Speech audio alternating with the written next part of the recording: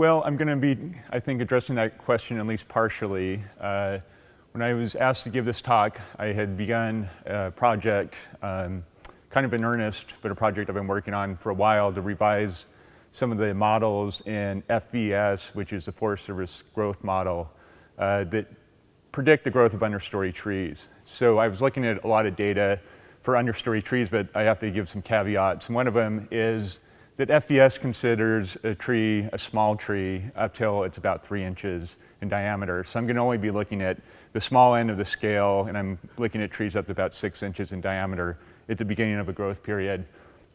I think one of the other caveats is I don't deal with perhaps one of the most difficult questions is how does that tree get there in the first place? So I'm not going to be talking about establishment, either natural regeneration or planting, but of course those trees have to get there before we can start predicting how they're going to grow and how they're going to survive.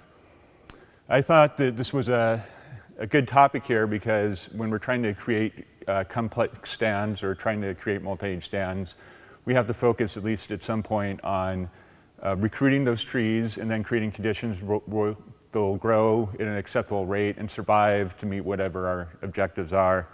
And I think in a lot of different situations, we can use growth models to ask some of these what-if questions about what kind of densities we need to maintain so that we can get acceptable growth and survival. But the FVS as it stands today doesn't necessarily do a very good job predicting the growth of trees, understory trees, and with those revisions, hopefully it'll do a better job. And I think a lot of people view modeling as sort of a dry exercise and some dry work, but we really have to try to get a handle on what the major factors are that are affecting the growth and survival of trees in order to create a good model. So hopefully you guys will find what I'm presenting today to be interesting. So I'm going to address a few different questions. The first one will be how growth and survival of some understory species are affected by stand density. And as part of this larger project, I'm looking at the growth of the major Northwest species, but I'm going to focus, for the sake of today's talk, on Douglas fir, western hemlock, and western red cedar. I'll also look at survival, and I'll look at what some of the best predictors are of growth and survival. These are preliminary results, and in order to kind of look at one factor at a time, we have to look at things in a simpler way than we will look at it eventually in the model. So I thought it'd be a good idea just to look at some of the factors that contribute to tree growth and survival. And this is from both a biological perspective and a modeling perspective. We can break out the different factors into things like tree condition. So things we measure on a tree, like its diameter, height, its size at the beginning of a growth period, its crown ratio, crown length, and differences among species. And then we'll look at some measures of stand structure and competition. I want to point out, with all these things that we're going to use in a model, first off, we have to have data where those things were measured. We can measure basal area. We can't measure canopy closure as well. We can predict canopy closure, but if we're not doing a good job predicting canopy closure, then it's not going to be a good predictor. So I think the thing we have to keep in mind is we have, in some respects, a limited toolbox. We know there's a lot of factors out there that control tree growth and survival, but we can only really measure a few of those reliably in the field, and a model like FVS only uses a few of those measures. We also look at things like site productivity, and we have a greater ability to look at some climate variables. It's better now than it was before, but these things still aren't perfect. Site index also isn't measured perfectly in the field. I'm making a point of this because people often say, well, why didn't you use this or use this factor to predict growth? And of course, those things are important, but we just can't always measure them. So to engage in this project, I brought together data sets, both those that we have maintained and developed at the PNW lab in Olympia, and some data sets that are on loan from people like Liz Cole, Mike Newton, and Paul Anderson, and I want to thank them now for sharing some of their data. We have data from silviculture experiments Most of these experiments had underplanting, and so the small trees we're going to be talking about in those cases are understory trees that were planted. We also have some experiments that looked at both natural regeneration that was recruited after the beginning of the experiment and planted trees. Another data set we have is the current vegetation survey plots that the Forest Service measured.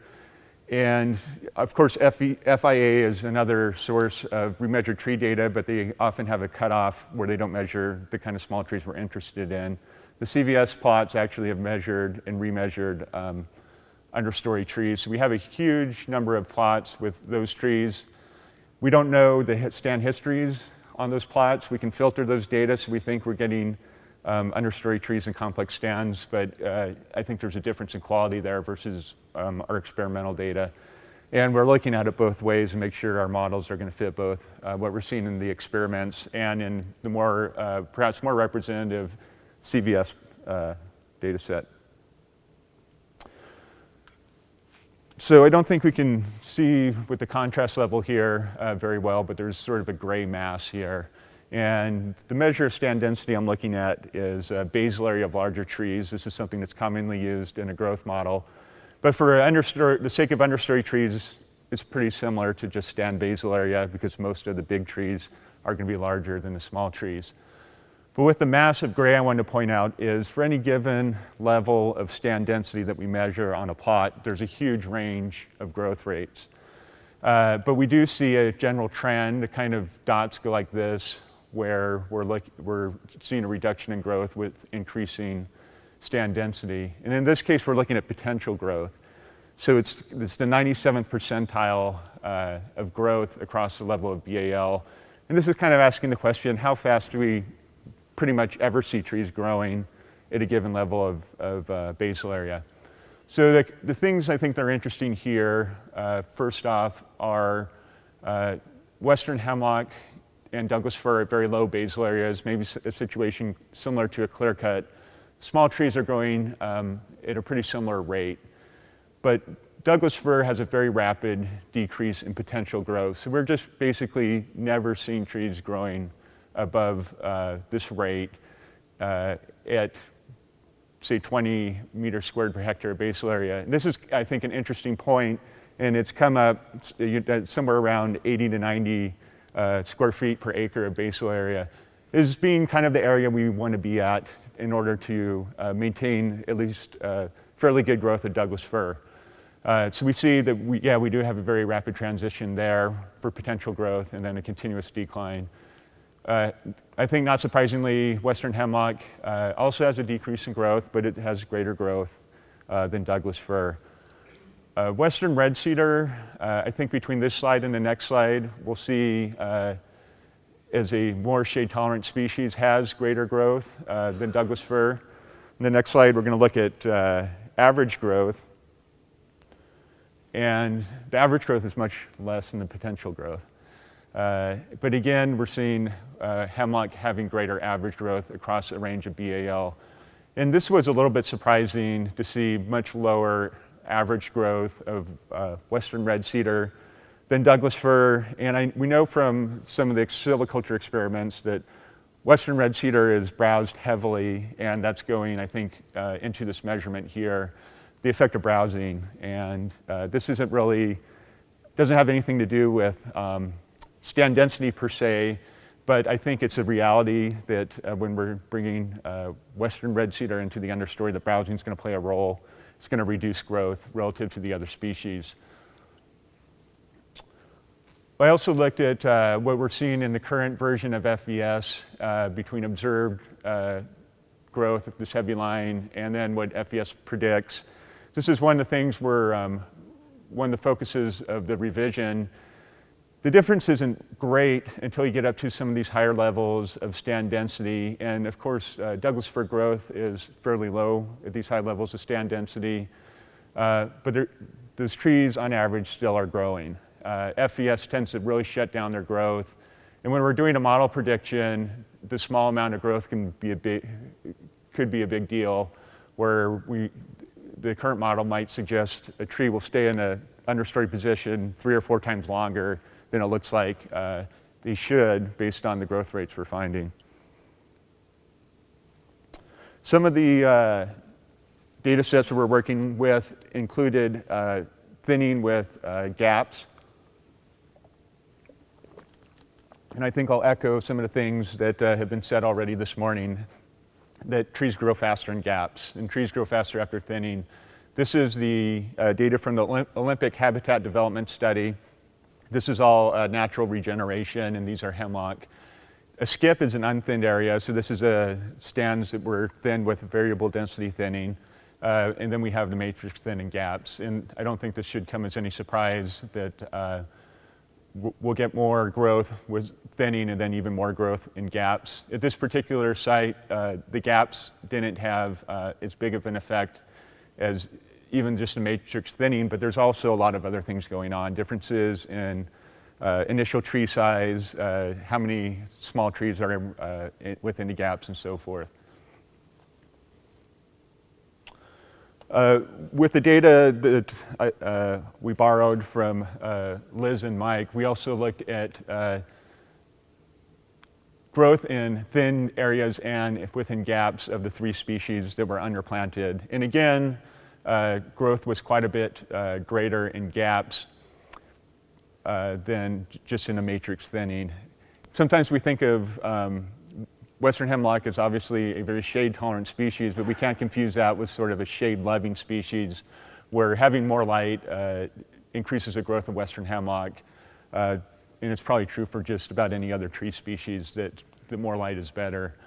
Western red cedar also responded, but in this case, there was quite a bit of heavy browsing, and growth there was low both in thin areas and gaps, but there's still a response within gaps. This is a challenge in some respects within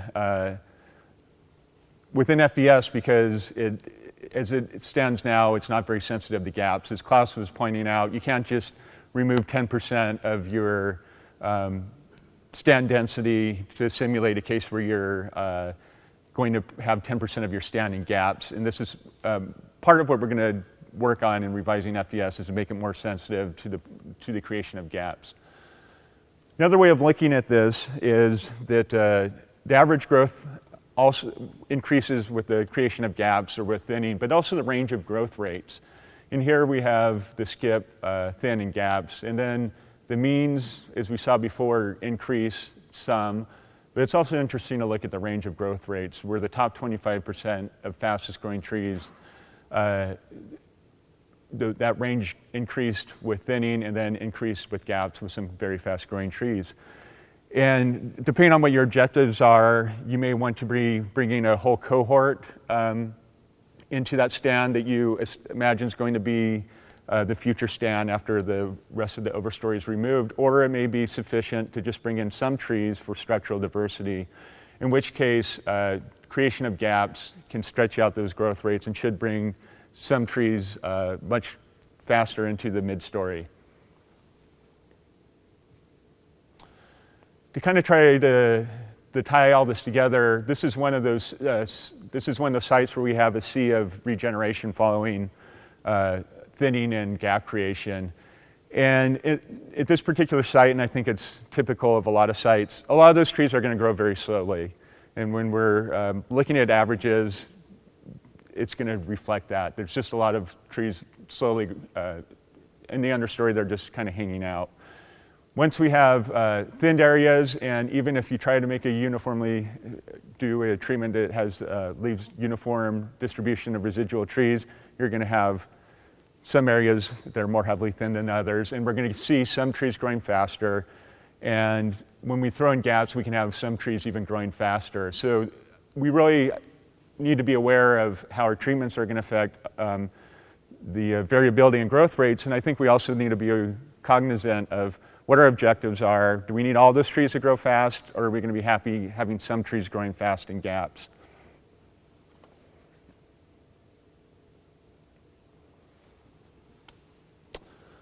So overstory density, not surprisingly, also affects survival. And we have lines here, again, just looking at basal area of larger trees for Douglas fir, and Western hemlock, and Western red cedar. These lines are regression model fits. They're capturing the overall trends, but there's also a lot of exceptions. There's a lot of cases where things have happened very differently than what these lines are showing. For example, underplanting without overstory treatments. In some of our data sets, all the trees died. And so you had much lower survival than kind of the average line would suggest, and that's certainly a possibility, and that could certainly happen in other treatments. There's been cases where, particularly with planting, there's been an initial wave of mortality, either due to poor planting stock or poor conditions at the time of planting. So that's going to be another source of mortality that a model like this really can't pick up on when we're looking at kind of the big picture and the averages.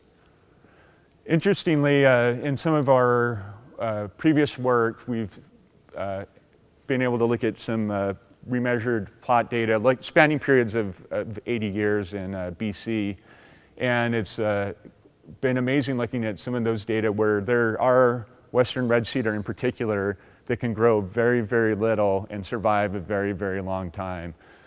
So these trees seem to do quite well hanging out in the understory, so to speak, and perhaps could respond in future thinnings or other overstory disturbances.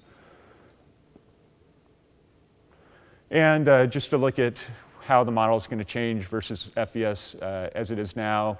With Douglas fir, this isn't the end all be all of the model. It's not done yet, but we'll probably be looking at quite a bit more mortality as stand density increases in what the model is showing now. So what are the best predictors of growth? There's lots of ways of looking at sort of multiple regressions and trying to pick out the best predictors, and all those approaches are flawed in one way or another. But we did one approach just to kind of highlight which variables come out when you're trying to predict the growth increment of a tree based on the condition of that tree, stand conditions and so forth at the beginning of the growth period. And for all of our species, the best predictors are a measure of that tree attribute. Its diameter and its crown ratio come out at on top. It makes sense that a tree's size, if it's a big tree, it's probably already been growing faster. If it has a good crown ratio, it's a vigorous tree, and it has a high growth potential. These aren't very prescriptive. We can't do any silvicultural manipulations to change diameters and crown ratios right away. But it is, I think it points to the fact that we need to maintain trees that have good growth potential, good crown ratios if we want those trees to be able to respond and if we want them to continue to grow. And I think it's also a good indicator that things aren't going well when you see a stand where the trees have poor crown ratios, and I think that's pretty intuitive. The next slew of predictors are those that describe stand density and stand structure. And there's lots of different ways of measuring this. Basal area comes out with Douglas fir, some measures of height. The stands we're working in for the silviculture experiments range from about 15 years old to 80 years old.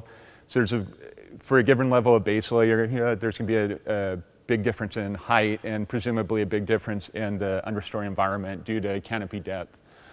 But suffice to say, after tree attributes, stand density comes out as the second most important set of predictors. And finally, it's measures of productivity. And site index came in a few cases. Site index didn't come in as an important predictor for Douglas fir. But some of our measures of climate, particularly those that describe temperature, and the trend is that growth increases in with warmer temperatures. Of course, we can imagine a situation where growth would decrease with warmer temperatures too, but overall the trend is for increasing growth with increasing temperatures. So I think I'm just going to kind of echo what's been said already in these sessions, that overstory density plays a very strong and important role in the development of understory trees, and it's something that forest managers can change, and I think it's going to it's going to be critical to find a level of overstory density that kind of meets all objectives as well as you can. And we need to keep in mind, as I went through these graphs, that we're talking about a 5-year growth increment, and we may get good growth right after a thinning, assuming these models are reflecting reality. And 5 years, 10 years down the line, we'll have reached a high enough overstory density again where growth is going to be suppressed, mortality is going to go up. And I think in the case of Douglas fir in particular, that initial overstory density has to be quite low. I think we have enough data where we can rank the different species in terms of their growth in the understory. And Western hemlock really is coming out far and ahead of the other species, followed by Western red cedar at sort of moderate to high densities, and then Douglas fir pretty far behind those other two. Creation of gaps increases average growth, it increases the range of growth rates, and I think it should probably be an important part of most prescriptions. They're trying to recruit and maintain understory trees. And just to point out, there's many, many more factors out there than we can model in a model like FES that affect tree growth. And I think these growth models are good tools, they're useful tools to kind of get a general idea what we expect to happen after a particular treatment. But there's no substitute for judgment, and of course being on the ground and seeing all the other factors that are going to play a role. For example, I don't think we have enough data, and FES isn't built very well to model the effect of understory shrubs. And so that's going to sort of be thrown in the mix in terms of average growth, but it certainly is important in a lot of cases. So again, just to thank those people who shared data, and to thank some of those who have supported us. We've got support from the BLM and the Olympic National Forest for this work. That's it.